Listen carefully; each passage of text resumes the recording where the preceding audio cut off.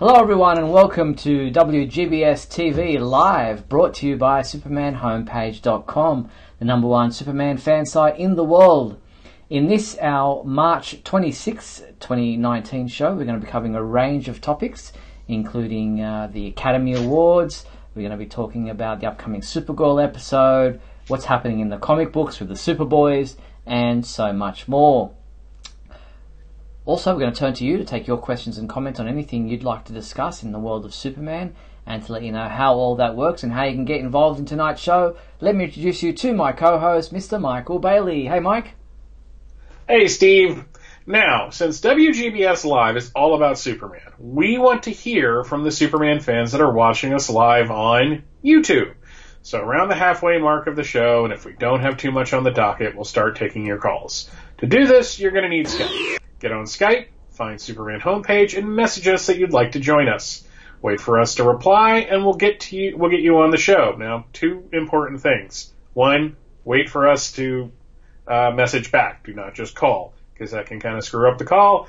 And two, if you do happen to get on the air, please turn down all of your speakers and everything that you use, because there is a bit of delay. And as anybody who remembers radio back in the day, there's just kind of an echo effect. Mm-hmm. So that's pretty much it. Yes, indeed. And if you're watching this live, either doing it via YouTube or on our website, as we said, if you're doing it live via YouTube, we invite you to join in the comments there and ask your questions and post your comments, and Michael and I will keep an eye on those throughout the show so we can react to them as necessary. So get involved, don't be shy, be part of tonight's program. And a huge thank you to our sponsor and patron, Douglas Meacham. We appreciate your support. Well, Mike, how's your week been? What's been happening in the Bailey world? Oh, nothing much. Wife and I are playing the Cryptozoic DC deck building game, and she is roundly beating me as she usually does. It's not even a contest really anymore. I'm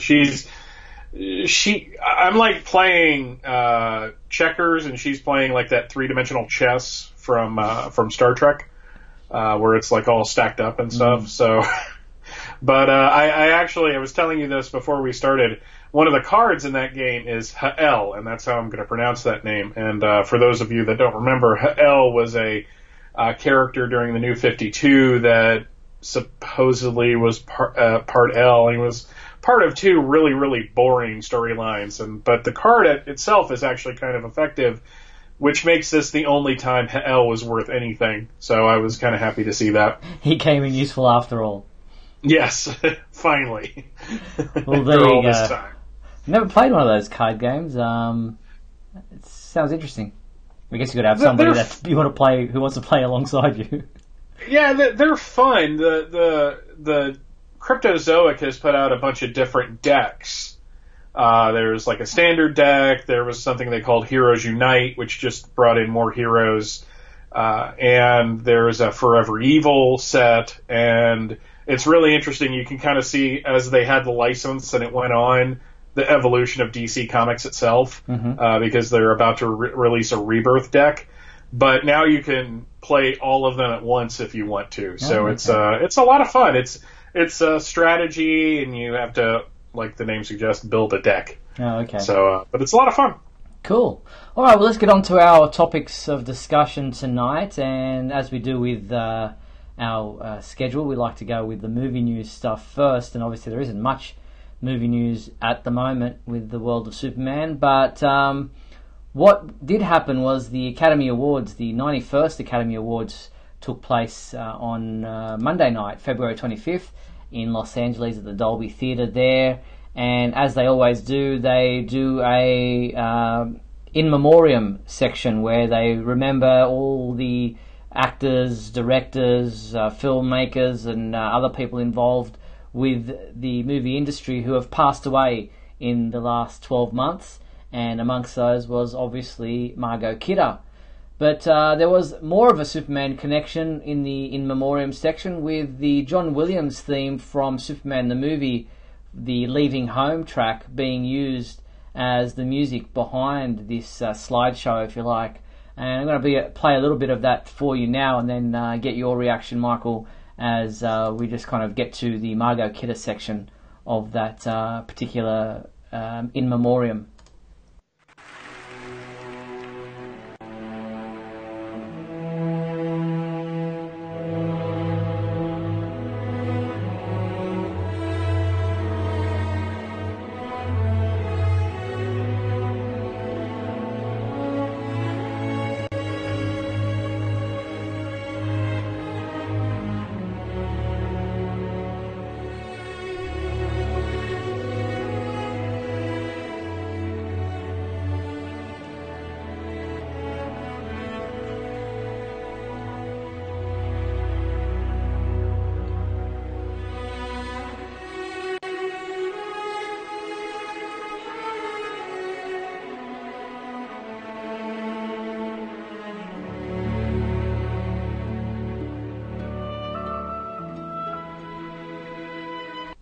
So there was the part leading up to Margot Kidder's in memoriam section, and they had a little clip there of her and Christopher Reeve in flight from the helicopter rescue scene.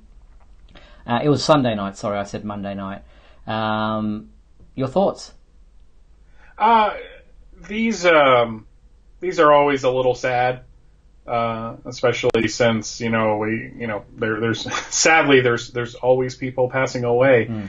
But the thing about using that particular piece of music, I'm wondering if it's because it's we've just crossed over the 40th anniversary of the movie, and it's kind of a compelling piece of music, especially if you're doing the kind of this is sad type of thing. Yeah.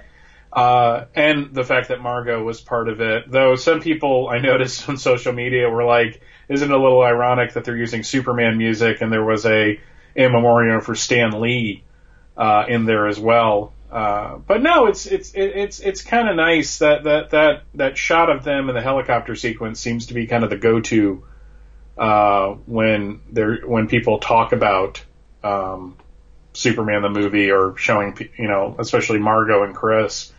So, but no, it was nice for her to be honored that way along with all the other people. And yeah, I guess they go through and see who has passed away and what kind of music would maybe fit with some of the more prominent members of the Academy or the people who have been part of the movie industry. And you can't go past John Williams. I don't care what movie you pick, but yeah, it was beautiful. A tribute to all those people. And yeah, there are always going to be people who are left out. I've seen some comments. Gary Kurtz was one who Venkman in the comments mentions, and I saw some articles about some others who were snubbed. But I guess there is a limit to how many they can fit in, and I don't know what the prerequisites are to be on that list, but it's Stan Lee, as you mentioned, was also included, and quite a few others. Yeah, it's with. I really don't know. One, I wouldn't want to be part of that decision-making committee because you're going to leave somebody out and somebody's going to be mad at you. You've run a website for over 20 years now, and I've been part of the internet for, more than 3 minutes.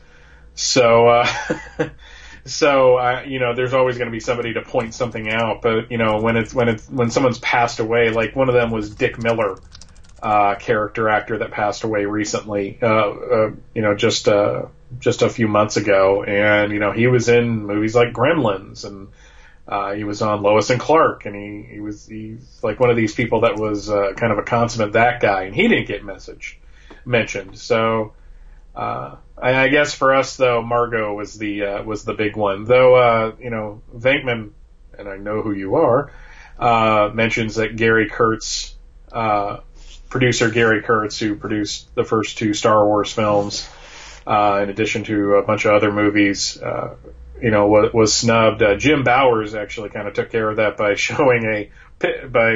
posting a picture of Gary Kurtz on the set of Superman the movie talking to Richard Donner, which I thought was kind of cool to see. Yeah, indeed. Many of the people who worked on the 77 Star Wars film also worked on Superman the movie, having both been there in England, London. People People are asking about the notifications about this show now that we've moved to YouTube. You know how they're not getting obviously on Facebook they got the notifications. The best thing to do is here you're on YouTube already, okay? So click subscribe and then click on the little bell as well, and you'll receive notifications every time we post a new video or there's a new video ready to be to go live. So that's the best way to do it, to ensure that you receive notifications when we have a new WGBS TV live video set to go. That's the best way to ensure you don't miss out. Yes, please. We welcome everybody now. Indeed. All right, well, let's push on and go to the TV side of things. And there was no new Supergirl episode on Sunday night. It was another repeat, I guess, because of the Academy Awards being on. And so we look forward to this Sunday, March 3rd, being the next time we will see a new episode of Supergirl. It is episode 13 of Season 4, and it is titled, What's So Funny About Truth, Justice and the American Way? Now, in this episode, we see the Elite break out Manchester Black from jail.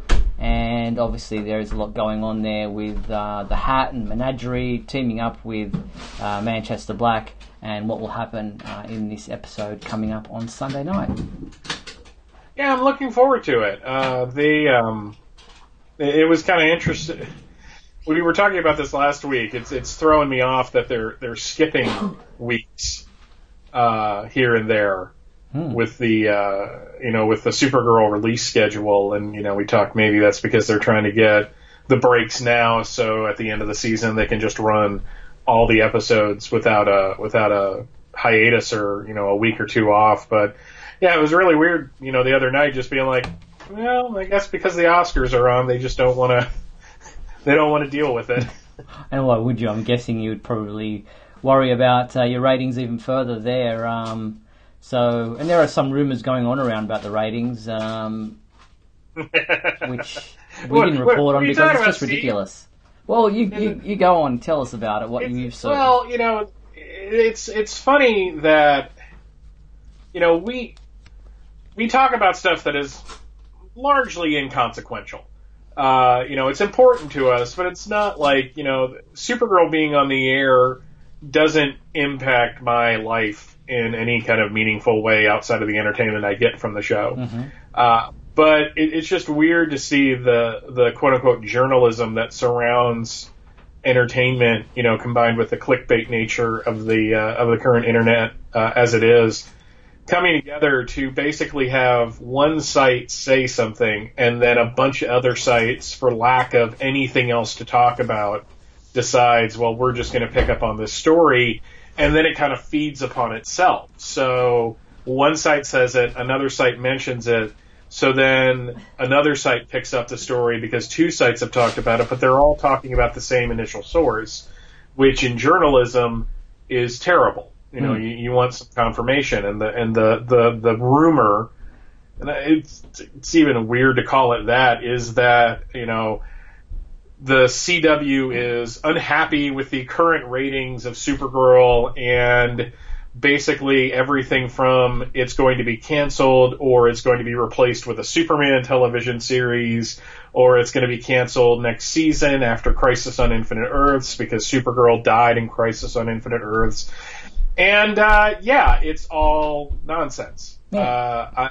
I'm not saying that it's out of the realm of possibility that the CW is disappointed with the ratings, but I haven't seen what the ratings are, so I really can't say if they're bad or not. And let's just remember that it's only like a month or two ago that they just announced that they've renewed the show for a 5th season. Mm-hmm. So whether or not they have anticipated that the show will be ending after season 5 is very possible. I mean, that might be where they see the show finishing off. But they usually don't decide that they're going to cancel a show before the new season's even started. I mean, that sounds kind of ridiculous. So it's people, as you said, Crisis on Infinite Earths in the comic books saw the death of Supergirl, so therefore they're deciding Crisis on Infinite Earths TV show must mean that the Supergirl character is going to die, or that the show is going to be cancelled, and therefore let's go with that. But there is no basis to the rumour, there is no source to the rumour, it's an unnamed source. which is always a bit iffy. So it'll take these rumours with a grain of salt, and that's why you haven't seen it reported on our website, is because we don't see, none of our sources, nobody we've spoken to can lend any credibility to this particular rumour at this point in time. And we really don't want to lend credibility to the people that are passing this rumor off as fact. Even if we mark it as a rumor, at that point we're just talking about somebody talking about something. And it's just I think we run fun stories all the time. Some stories that get more Facebook attention than others. Thinking of the Caitlyn Jenner thing, but that at least was something that was verifiable. Caitlyn Jenner said this in an interview.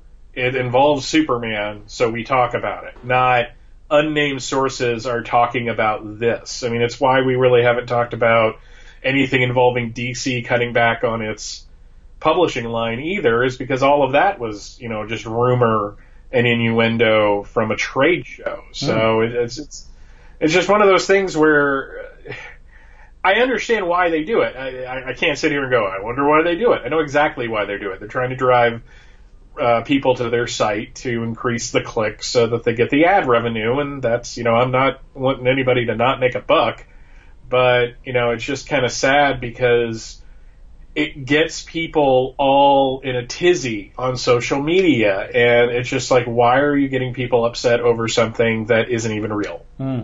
Speaking of the comic book thing, I saw a post, I think it was by Dan Didio, saying that the Walmart books have been selling so well that they're expanding them, and they're even thinking of publishing them to the direct market as well, those books, which I think is about time. They're out of the same trade show, if I'm correct, there was a rumor that they were going to stop doing the Walmart stuff altogether, that they were canceling them, and Dan, like, I know him personally to call him by his first name, but, for the sake of this, Dan posted on Facebook that they are thinking of increasing the amount of original material in the books and then having them go to the direct market, which only makes sense. I mean, this was all an experiment to begin with, to see if you could get DC Comics into another outlet outside of comic book stores. But why not? If it's successful there, you're going to get people wanting to buy them at the comic shops, because from what I understand, certain shops, and again, this is me just reading it from a couple different sources, shops were like buying them and taking them back to the store, like going to Walmart, buying them out, like upping the price a little bit and reselling them. So why not make it available, especially since not every Walmart carries them the same way. So at least then you have more of a way to get the sale. But I think it's been successful in that it probably has introduced people to a new, that don't normally read the comics to DC, and remind people that these things aren't just things they watch on television or go to the movie theater to see. Yeah, and not only that, not every country has a Walmart, so you're expanding your market to the rest of the world. So.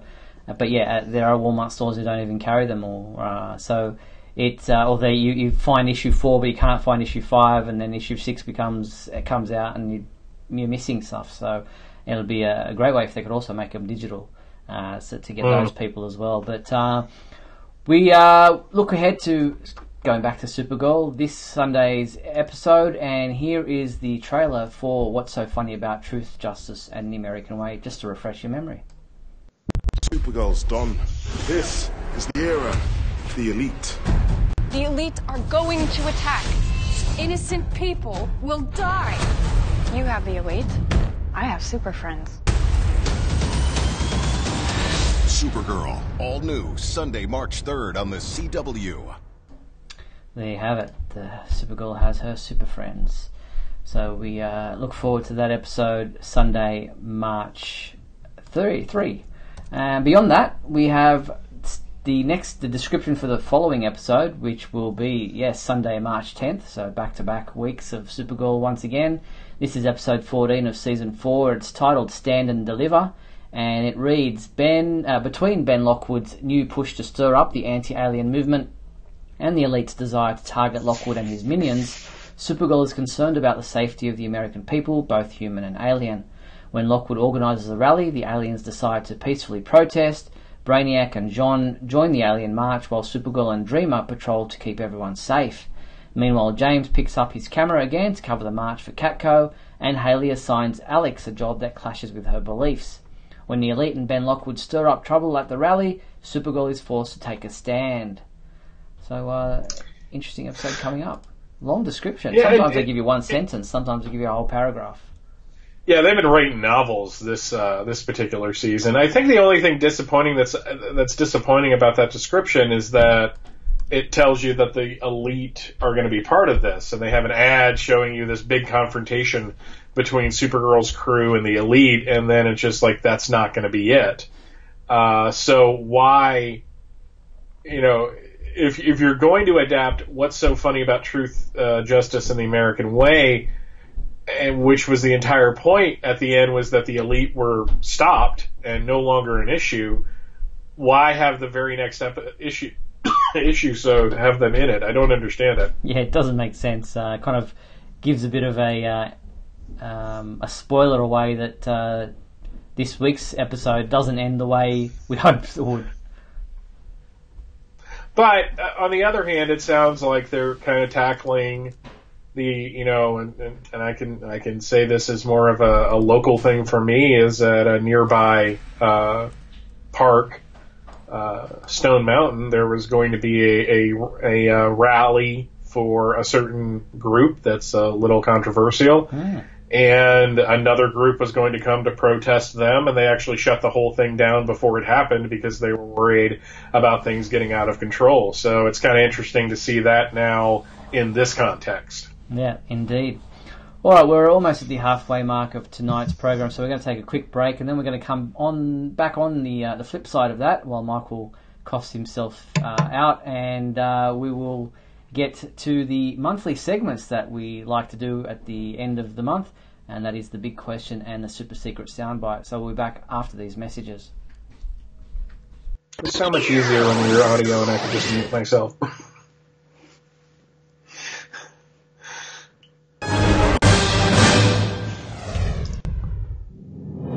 Look, up in the sky. It's a bird. It's a plane. No, it's SupermanHomepage.com, the #1 Superman fan site in the world. SupermanHomepage.com, covering the world of Superman from the 1930s to today. News, reviews, rumors, and reports. SupermanHomepage.com for all your Superman comics, TV shows, movies, cartoons, radio shows, and more. Everything you ever wanted to know about the Man of Steel and more. SupermanHomepage.com. We'll be back in a moment with the exciting climax of today's episode. So stand by.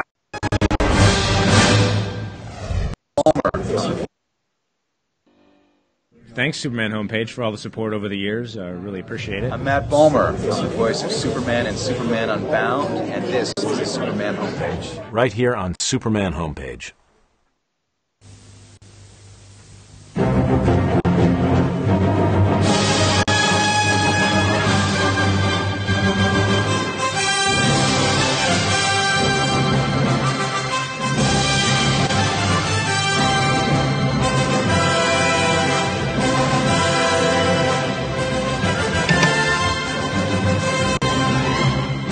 Superman movie is brought to you by Canon, the world's leading camera manufacturer. Quick, it's happy! Canavision 8 camcorders. Hey, I thought you were Superman, huh? Hey, I am! If it moves, shoot it with a cannon.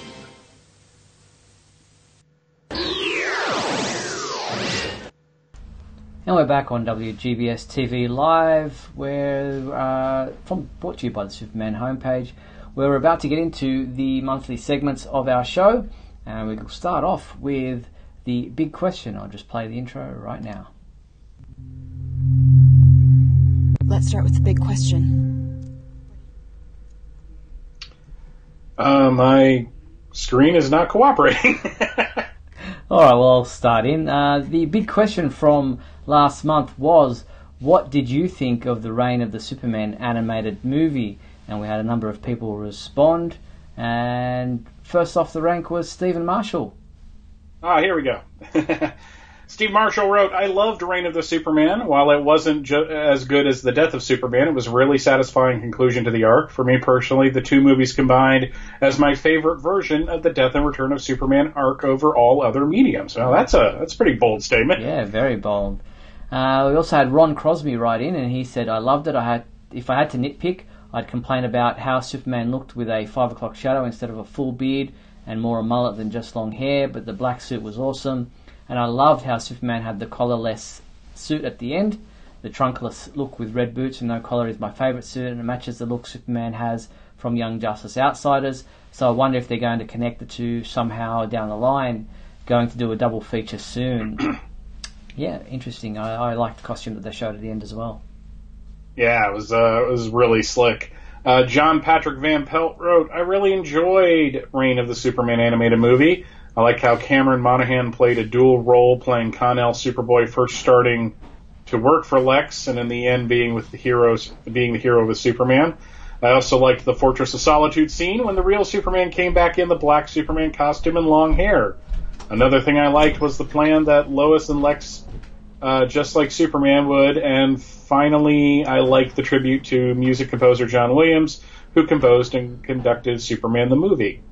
Thank you, John. I appreciate your comments, and Ron and Steve as well. Appreciate your responding to the big question. And the new big question for this month is what, Michael? What do you think of the rumor of Michael B. Jordan being cast as Superman? Yeah, what do you think about this suggestion? Is it something that you'd like to go along with? Do you have an opinion on the matter? What is your opinion on that? Well, get involved with the Big Question segment of our show. You'll find the Big Question feedback form under the Contact Us menu at the Superman homepage, and we'll read out the responses at the end of March when we get back for these segments then. So get involved with the Big Question segment of our show. All Absolutely. Right. Let's push on to the super secret soundbite, and here's the intro. Only one thing alive with less than 4 legs can hear this frequency, Superman, and that's you. Okay, well, the super secret soundbite from last month came from the Supergirl episode of the Elseworlds crossover. Let's hear it again to remind you of what it was. Actually, probably a bit safer. Oh. A study out of Harvard last year said that women respond better than men under competitive pressure. Oh, we are better in a crisis. So there you have it. That was Lois talking about women and men in that crossover. A bit of a controversial part of the episode. Sadly, nobody guessed it right. There are a few guesses, but someone thought it was from Smallville, others thought it was from elsewhere, but nobody remembered. Maybe they blocked it out, but nobody remembered where it came from. So we push on to this month's Super Secret Soundbite, and here it is. See if you can guess where in the world of Superman this sound comes from. Hello, Mrs. Kent. Is that your little Clark? Oh, hello, Mrs. Murphy. Yes, it's his first time at the supermarket. My, he's a lively one, isn't he? So there you have it. It's a lengthy one. Do you see if you think you know where in the world of Superman that sound came from? Well, if you do, don't put your comments in the YouTube thing right now. Go to the Superman homepage. Under the contact menu, you will find the Super Secret Soundbite entry form, and you can send your entry in, and each person who guesses it right will have their name read out here in the last episode of March coming up. So, yeah, get involved with the Super Secret Soundbite. I am legitimately surprised that no one got the one from the Elseworlds crossover. That seemed kind of so recent that, you know, you would have to, did not a lot of people see the episode? Because it seemed to go down pretty well. It was interesting. I thought more people would have guessed it, but sadly nobody. But this month's a little bit more obscure, but being the length that it is, I think it might be a bit of a giveaway. So hopefully people can guess where in the world of Superman that sound came from, and be interested to see what kind of responses we get this month. Yeah. Okay. Well, let's push on to the comic book side of things, and we spoke a little bit, we touched on it, saying that I was going to actually post a news item about it after last week's show went to air, and it was the fact that Brian Michael Bendis has answered to fans' questions about the fact that we now have 2 teenage Superboys in the DC universe and what will happen with that. And he responded to the question in an Ask Me Anything session, an AMA session on Reddit. And one of the things he said was that John and Connor will meet and work out the situation on panel. He promises that will happen. So we are going to get a meet-up of the 2 Superboys in a comic book soon somewhere. Yeah, I'm really not surprised. I mean, I'm going to be interested to see what the explanation is. And I guess what this means is that in the main universe, we're back to the history where Superman died and 4 Superman, or Supermen, since one was really just an energy construct and one was not a full-grown man, replaced him. So it's going to be, I'm kind of happy about that. But what I'm not looking forward to is the people arguing about it on the internet. Well, that's going to happen regardless of what happens. No, this is very true. I will not dispute that in any way, shape, form, or fashion. So, there'll be some rebranding, he says, and some new looks. And he says change is good. So I'm guessing that somebody will get a new name, and somebody will get a change of costume of some kind. What'll happen, I don't know. There's some suggestions out there. Any ideas of a rebranding other than Superboy, Wonder Boy, or something like that? I'm actually kind of interested in that because I don't think you're going to do Power Boy, which kind of would be the male version of Power Girl, because one, they already kind of did that, and I don't think that went over very well. But what I don't know. It's weird. What would you call him? Because the Superboy thing seemed to be, especially for Jonathan, seemed to be such an obvious thing. But how do you now explain? I guess I'm just more curious of how they're going to explain the continuity of it. But I wonder if it's going to be one of those things where ultimately I'm told that it really doesn't matter and I should just go with it. And it's interesting, I think someone else commented on this somewhere on either social media or somewhere, that once upon a time, not that long ago, a couple of years back, because of all the legal wranglings with the Siegels and Schusters and everything, that we couldn't get a Superboy anywhere. Episodes weren't out from the cartoons and all these different things. There was no Superboy here, there, or anywhere, and now all of a sudden we've got too many. Yeah, it is kind of interesting what happens when the legal wranglings, legal rank, I can speak, I promise, kind of get sorted out, because I remember they had they renamed Superboy Prime Superman Prime for a little while, especially when he was part of the whole Sinestro Corps war, when Jeff Johns seemed to be doing his best to take a bunch of Superman villains and port them over to the Green Lantern universe. Well, we'll have to wait and see what happens there. But Brad was asking about the Krypton heroes, Nightwing, and the other one was Flamebird. Nightwing's that's a Batman thing at the moment. So, Flamebird. Yeah, maybe not, because one, there's actually, I could get really nerdy here, but because back in the Silver Age, there was or right before the Silver Age, there was a Batgirl before Barbara Gordon. It was Bat-Girl, and she was Betty Kane, the niece she was the niece of Batwoman, and in the post-Crisis universe, since she was never Batgirl, they renamed her Flamebird, and she had an identity about with that for a little while, and then 10 years ago we had the whole new Krypton storyline where they introduced another Flamebird. What other? There has to be like another Kryptonian superhero, and not like Futuro or whatever they called him in that Silver Age story, where what if Superman never left Krypton? And he helps somebody become a superhero, and Lois Lane shows up on planet Krypton because the Silver Age. I do like Mike Zumo's Valor, Brad, that's a good suggestion. I also like Mike Zumo's Superboy Red and Superboy Blue. I'm down with that. Yeah, okay, guys, keep them coming. Come on, let's keep this rolling. I'm sure Bendis has still got open ideas. He's still open to the ideas that the fans like. Yeah, I'm sure he hasn't come up with anything yet. You never know. You never know. So, talking about comic books, this is what's coming out this week, and we have some of the big ones out this week. Just grabbing the covers right now, we have Action Comics 1008, Jimmy Olsen, the most dangerous man on Earth. That's coming out this week, and it is available in a variant cover, a striking variant cover, which I used to promote tonight's episode of WGBS TV Live, and that's always an interesting thing. Most people like different images, so this one was quite popular amongst Twitter fans, so that is the variant cover for Action Comics 1008 out this week.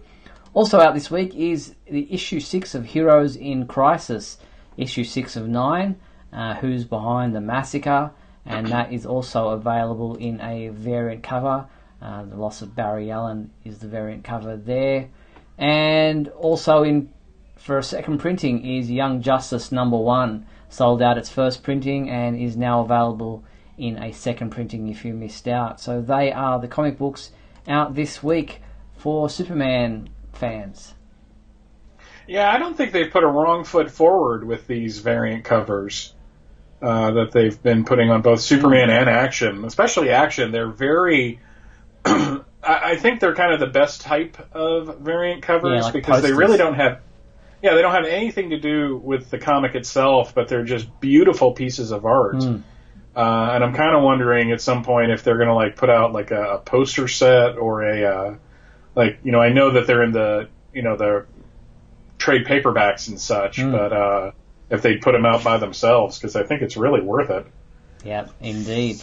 And Mike says, does he need red eyes to see in space? Are they headlights now?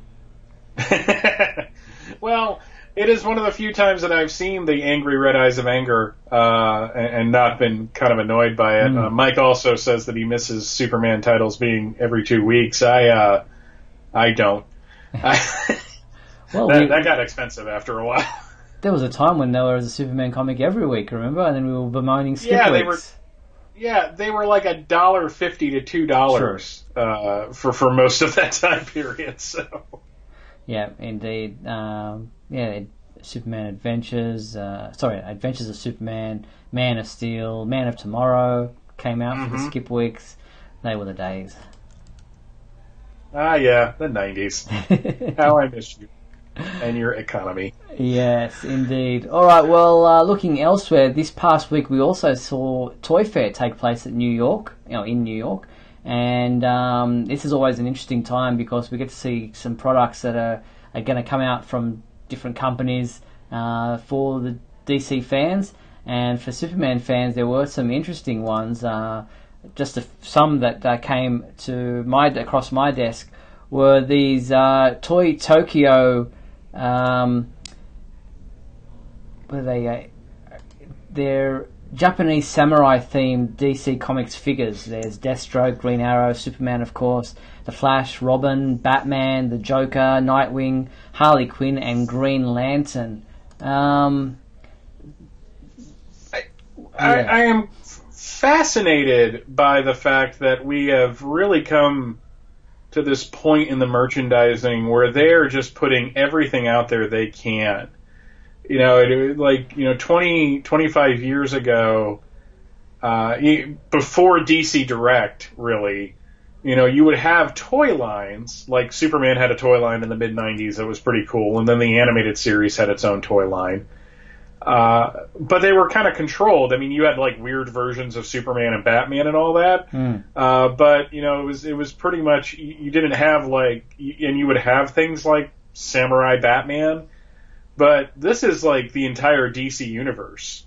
And at the same time, you have the DC universe as if they were He-Man, and you have the DC universe, multiverse line, and you have the Imaginext stuff. So I'm wondering if there's too much out there, but I'm also of the opinion that it's really cool that we get all this stuff, and I really like the look of that Superman samurai figure. It's pretty sweet. I'm just waiting for the comic book tie-in, like the Primal Age. You know, they did that with the Target Primal Age toy line. They've coming out with a comic book tie-in. Yeah, why not for Samurai DC Universe? We'll wait and see. You never know. It could be something that they do. Also out this week from Factory Entertainment at Toy Fair was Paws Play, a selection of plush animals cosplaying as superheroes. So there you go. There's another one. It's not cosplay. I'm sorry. These stuffed animals did not put hours and hours of work into their costumes so that they go to conventions and things and have their picture taken. I get that they want to use that term, but still, I also like in the picture that you've been showing of the samurai outfits, that dude in the background looks really surprised at the figures. Yeah, he did, didn't he? But no, the Paws Plays, I mean, they're adorable. Don't get me wrong. I mean, I got, my dogs wear Superman shirts, so we put them in costumes every once in a while. So, again, it's what I think it does more than anything is in a time period where everything is so fractured. There's things on. There's a DC app that has shows. There's a network. There's movies. There's comics. There's all this stuff, vying for your attention that, they're in the merchandising, they're just throwing everything at the wall, on the offhand that it might stick. So, and it gets people's attention. Yeah, indeed. And, also from the same company, from Factory Entertainment, are these Revos, Revolution vinyls, featuring Superman, Wonder Woman, Batman, The Flash, Harley Quinn, and the Joker. Not sure what, they're just little miniature, big-headed figurines. Yeah, again, this is probably because we're old men, are getting to be old men, that maybe it's just something we don't understand, and that's okay. That's fine. I'm good with that. I'm gonna sit back here with my prune juice and hopefully get some things working out there. They're interesting. Again, new 52 designs. I like the fact. The what? They're the new 52. Yeah, they are designs. new 52. And I didn't know that Beetlejuice was part of the Justice League, which is fine. But yeah, that is kind of weird that they're new 52 costumes, since we're now like 3 costumes away from that. Yeah, it's strange, very strange. But nevertheless, also this week from Funko announced that the upcoming release of their Pop Heroes DC Mr. Mix's Pitalik vinyl figure, which will be exclusive to Entertainment Earth, and that will be available at Emerald City Comic Con, which takes place across March 14th to March 17th, and it's about time we got a Mix's Pitalik Pop Funko. Yeah, I've been kind of curious as to why we haven't. He seems kind of tailor-made for the Funko world. That's a big head, small body. I mean, that's Mixie all up. But I do like the fact that they've got the clear pole under him. So it looks like he's sitting there floating, and that they got him in the kind of the Silver Age outfit with the purple derby. Classic Mixie right there. So I'm sure that will be a popular figure. I'm sure it will get a lot of attention. So there are some of the figures that were announced this week, and some of the toys that you'll be able to purchase soon. And I'm sure there were more, which we'll probably hear about soon as well. Now, speaking about all things DC Universe, this one got a lot of attention, especially from our friends across in England, with plans lodged for a DC Universe-themed restaurant in London. It's currently the Mash Steakhouse. It's located at 77 Brewer Street in London, and there are plans in place to redevelop it as a DC Comics-themed restaurant with different worlds or different themes amongst the different areas of the restaurant. And I think this is, I know there's one in I want to say one of the Asian countries. I'm not exactly sure where, it just skips my mind, but this seems to be something that's tailor-made for the US. I'm surprised it hasn't happened there. Well, we're too busy opening up restaurants that are themed in countries that bear no resemblance to the restaurant that it's representing. The fact that you have Outback restaurants, steakhouses in Australia, it almost seems like we're making fun of you at this point. But no, it's these family theme restaurants are kind of going through a tough time in the U.S. right now. A lot of them are closing down because that type of eatery is not popular anymore. And if you want to believe what the business articles tell you, it's because millennials don't go out to eat. It's because millennials can't afford to go out to eat because the economy is terrible. But every once in a while, like I know in Universal Studios, the theme parks, they have like a couple Marvel related eateries. But yeah, I think Mike Zumo in the Flash chat, I'm still going to call it the Flash chat, even though it's not that at all, mentions Planet Krypton, and that was from Kingdom Come, and that was, published in 1996 when Planet Hollywood and Hard Rock Cafe were big deals, and it's just not that way anymore. You would really it would have to be in a big urban area that has a lot of tourist potential, which is why I think they're going for more foreign markets, because maybe that type of business does better over there. Yeah, and I guess it's one of those things, a lot of people go, yeah, I'm a fan, I'd go there, but you'd probably go once and that would be it, just for the novelty of it. So yeah. It'd have to be more than just a novelty. It would have to be, good food, good service, a good environment, good atmosphere for you to continue to go back there, because I imagine that would be on the pricier side of menu items, being that they're got a license that they need to pay off as well. Yeah, I mean you can eat a $16 hamburger just about anywhere, so the food would have to be good, and you've got to find people to staff it. And are you going to have people wearing like just standard uniforms, or are you going to dress people up as superheroes? And do you really want to subject female servers to the type of abuse that they would receive if they're sitting there wearing a Wonder Woman or Power Girl outfit? I'd love to see it. I'd go to it at least once just for the experience and sit in the Superman section, because I'd have to. Because I would assume that the Batman section would always be full. Just in general, and that the Superman section would probably be easy to get into, which is probably good for me. But yeah, I mean, like a 16, you're gonna pay a lot for drinks, you're gonna pay a lot for the food, and all of these restaurants, these big theme restaurants, they all get their food pretty much from the same places. So it's not like you're gonna get like a handmade, like a steak that was cut off the cow that morning. So that's true. Well, some of the ideas they've got for this place, and it's divided into 5 spaces. One, the lounge bar is going to be known as Pennyworth's. There's a dining area with entertainment reminiscent of the 1930s era.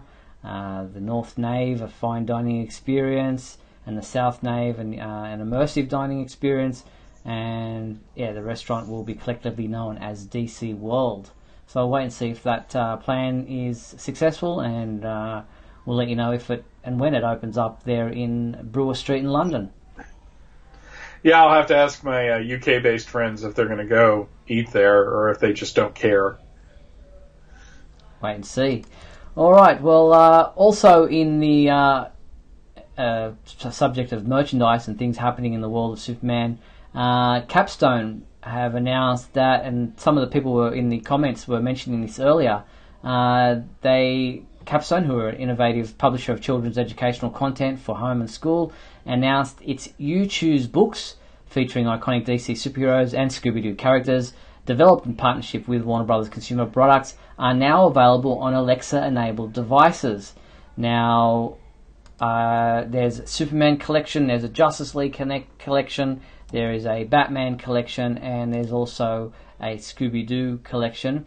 All in all, there's 15 titles for ages 8 to 12, and so families looking for children-friendly content on Alexa will experience interactive audio storytelling with fast-paced, energetic adventures featuring a cast of characters kids love.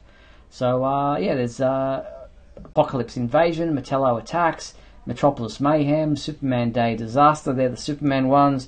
And looking across at the Justice League ones, you've got Cosmic Conquest, the League of Laughs, the Portal of Doom, the Ultimate Weapon. So You Choose Adventures by Capstone, available on Alexa. So from Amazon, that's pretty cool. That does sound cool. It's kind of like the modern day interactive version of like the Peter Pan and Power Records from the 70s and early 80s, where you had like the adventures of all the different people. And I guess it kind of makes sense. If you have this thing in your house that you talk to, having it, play things for you, would be kind of a neat thing for the kids. I mean, I remember back in the early 2000s where you had the interactive path adventure of Superman. Yeah. Thing online. It's similar to that. Yeah. So it's great that they're continuing with that sort of thing. Exactly. So it's a one of those things where you get to choose the outcome. So there are multiple story outcomes. They're professional voice actors and sound effects and music. So it's an interactive audio experience that allows your child or yourself to listen along and be entertained, and then also choose what happens next out of the different paths that are available. So it's that choose your own adventure type of book that I enjoyed as a kid. That you have to skip to. Do you decide to go to the door on the left or the door on the right? Go to page 31 or go to page 62, and you just kind of went there and followed the story, and go left, and all of a sudden an anvil dropped on your head, and so you're dead. So shit, I'll go back and go to the next one and change your mind. Yeah, the under the Superpowers banner, they had the Which Way books for DC. There's a Superman and a Supergirl and a Batman. So that's again, it's just modern day versions of things from when we were kids, and I will have to say that the kids today have it better. Indeed. So if you have an Amazon Alexa or Echo.Kids edition, you can operate those You Choose stories from Capstone. Get involved. You go to the website. You'll also find print editions of those books available on our website from Amazon as well. All right, Michael, I guess we have time for a This Week in History. If you are prepared, I will play... I am prepared. ...your intro for you. Come with me now, my son, as we break through the bars of your earthly confinement, traveling through time and space. All right, going to 1949, we have Adventure Comics number 139, which has Superboy skiing with a soldier on the cover, and last month it was the cover on the on the calendar that's behind me, which was kind of neat to see. 1959, we have Action Comics number 251. Came out with the oldest man in Metropolis. It's one of those great covers where Superman, has like a bug head, and in this case he's an old man with a long beard. And Adventure Comics number 259 had the Blind Boy of Steel with Krypto leading Superboy like he's a seeing eye dog, because of course. In 1969, you had Action Comics number 375. Of Superman in the Big Forget, and he's standing below the statues of Jor-El and Laura because he's lost his memory, which is pretty cool. 1979, so we're just right after Superman the movie coming out. We've got Superman number 335, which ironically has him fighting Mr. Mxyzptlk, so it's almost like we planned that previous statement. 1989, this is a personal favorite. Adventures of Superman number 453 came out on February 28th, 1989. It is part of the Exile storyline. This is the Jerry Ordway cover of the zombie-like Phantom Zone villains coming back from the dead, going after Superman. I cannot believe that it's been 30 years since that story. I was in the 7th grade. I mean, seriously, what's going on? Why are we getting old, Steve? Going forward to 1999, we had Superman making an appearance hang on a second. Did you say you were in the 7th grade in 1989? Yeah, I was 12 years old. Oh, wow. Or almost 13. I was in my final year of high school in 89, so I'm celebrating 30 years of being out of school. Yeah, you are like 6 years older than me, so that kind of makes sense. Yeah, no, that's okay. 1999, when we were both well out of school, by that point, Robin number 63 had a guest appearance by Superman. As I think I went into this a couple weeks ago, February of 1999 was a weird month because Superman was going on the story where he was trying to be everywhere at once. Mm-hmm. So he guest starred in a bunch of different titles that month, like Impulse and Nightwing, and the Robin one was pretty good. You also have Superman, the Man of Tomorrow, which we talked about earlier, number 13. Superman's nemesis, Lex Luthor, number 2. I remember that being kind of a mediocre miniseries. And Supergirl number 31 came out, and let's go 10 years ago, Steve. You had Superman number 685. We're at the midpoint of the new Krypton storyline. Trinity was coming out. Yeah, I mean, it's just... And the Showcase Presents Superman Family Volume 3 trade paperback came out. I remember that. Was that the one that screwed up in the printing? Which one? And they had the Superman Family Showcase Presents. One of those came out and it was messed up inside, and they had to recall the book and put out a new version of it. Okay. In the real world, February 27th is the birthday of Adam Baldwin, who voiced Superman in Superman Doomsday. He was born in Chicago, Illinois in 1962, and yes, he can be my bodyguard. February 27th is also traditionally recognized as the birthday of Lori Lamaris of Atlantis. Mm-hmm. Still the one shining example of my wife thinking that I was messing with her when I told her that Superman had a mermaid girlfriend in college, but, you know, it's college, you experiment. And even though there isn't one this year, February 29th is traditionally recognized as the birthday of Superman. And also your birthday. And also mine. I have a very merry unbirthday this year, so I will be 10 3/4. So next year, Michael, you can celebrate your birthday, finally. Yeah. Mm-hmm. And Mike Zumo in the chat says in 2.5 years we'll be looking back at the New 52 10 years ago. Oh, wow. And he's right. Holy cow. Also, the 10-year anniversary of us doing a live thing every week. Yes. So. Amazing how time flies. Well, that pretty much brings us to the end of tonight's show. But before we do sign off, I'd like to thank everyone for watching tonight's episode of WGBS TV Live. We appreciate everyone in the comments who were part of the show and involved in the discussions going on. And a big thank you to you, my co-host, Michael Bailey. Thanks, Mike. Pleasure as always, Steve. It was a fun one. Yeah, it was. And a huge thank you to our sponsor and patron, Douglas Meacham. Now, if you want to sponsor the Superman homepage, you can head to patreon.com/Superman homepage, where you can be a sponsor of the website for as little as $3. That's less than a coffee. So the complete 1 hour video of tonight's show will remain available on the Superman homepage website and our YouTube channel if you'd like to watch it back, or perhaps you missed part of the show. But we'll be back next week on Tuesday, March 5th at 7:30 p.m. Pacific Standard Time for another edition of WGBS TV Live. Look forward to talking with you then. Until then, be sure to check out supermanhomepage.com for all your daily news updates on everything surrounding the Man of Steel.